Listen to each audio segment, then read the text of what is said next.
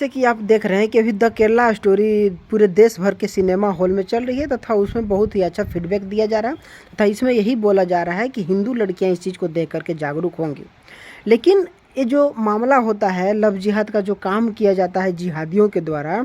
किसी मासूम लड़की को उसके मुस्लिम लड़की दोस्तों के द्वारा मुस्लिम लड़के दोस्त के द्वारा जब उस मासूम हिंदू लड़की को बहलाया फुसलाया जाता है तो आखिर वो लड़की उसके बात पर क्यों आ जाती है। तो इसका सबसे जो मेन पॉइंट है ना कि आखिर वो लड़कियां अपने धर्म को ख़राब मान करके दूसरे के धर्म को अच्छा क्यों मानने लग जाती है। तो इसका सबसे बड़ा कारण है वो है कि उन लड़कियों के द्वारा अपनी संस्कृति के बारे में जाना ही नहीं गया, उन लड़कियों के द्वारा अपनी कल्चर के बारे में जाना ही नहीं गया। उन लोगों में इतनी भी कॉमन सेंस नहीं है, उतनी भी अच्छी मानसिकता नहीं है कि जिस घर में हम 20 साल 25 साल तक रहे हैं तथा जिस घर का हम माहौल देख रहे हैं उसे हम गलत समझ करके जब कोई आ करके 4 दिन हमें उसके बारे में गलत बोलता है तो आखिर हम उसके बातों पर कैसे आ जाते हैं तथा कैसे हम यकीन कर लेते हैं कि वास्तव में जो इस्लाम धर्म है वो अच्छा है और हिंदू धर्म जहाँ पर कि हम पले बढ़े हैं तथा हमारा आज तक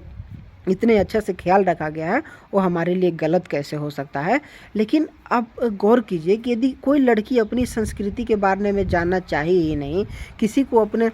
सनातन संस्कृति के बारे में अपना जो धर्म के बारे में है वो बताया ही नहीं गया, वो लड़की कभी सीखने का प्रयास ही नहीं की, कभी मंदिर जाने का प्रयास ही नहीं की, कभी भजन कीर्तन प्रवचन में जाने का प्रयास ही नहीं की, वहाँ पर जाना उसे अच्छा लगा ही नहीं, तो ये जाहिर से बात है ना कि यदि उसे कोई आ करके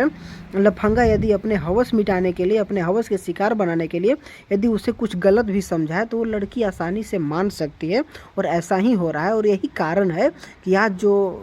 हिंदू के लड़कियां हैं ना वो लोग इन जिहादियों के बातों में आ करके यही कारण है कि उनके बात मान लेते हैं तथा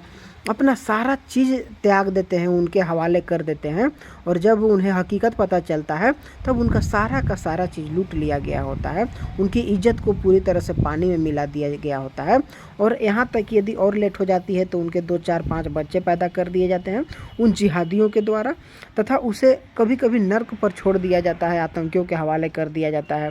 कभी कभी उन लड़कियों को सूटकेस में डाल करके कहीं पर भी मर्डर करके फेंक दिया जाता है, इत्यादि इत्यादि काम उन लोगों के द्वारा किया जाता है। और यही उनका एजेंडा है, वही उनका मकसद है कि किसी तरह से हिंदू लड़कियों को प्यार में फंसा करके बहला फुसला करके शादी करके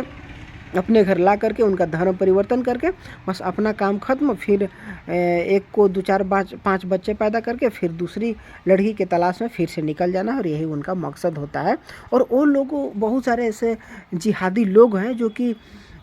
अपने घर से अपने स्थिति से अपने आर्थिक स्थिति से मजबूर होते हैं, गरीब होते हैं और उन लोगों को प्यार के झांसे में फंसाया जाता है ताकि उन लोगों को पैसे की प्रलोभन दे करके अच्छी ज़िंदगी के प्रलोभन दे करके उन लोगों के अपना जो धर्म होता है हिंदू उसको परिवर्तन कराया जाए तथा उन्हें मुसलमान बनाया जाए तथा उन्हें फिर बाद में बच्चे पैदा करने की मशीन बनाया जाए ताकि उनके बच्चे जो जन्मे बच्चे जो निकले उन लोगों को फिर से जिहादी बनाना, और यही उनका मकसद होता है ताकि इसी प्रकार से भारत में मुस्लिमों की संख्या दिन प्रतिदिन 4 गुना 5 गुना बढ़ाया जा सके, और यही सिर्फ और सिर्फ उनका मकसद होता है।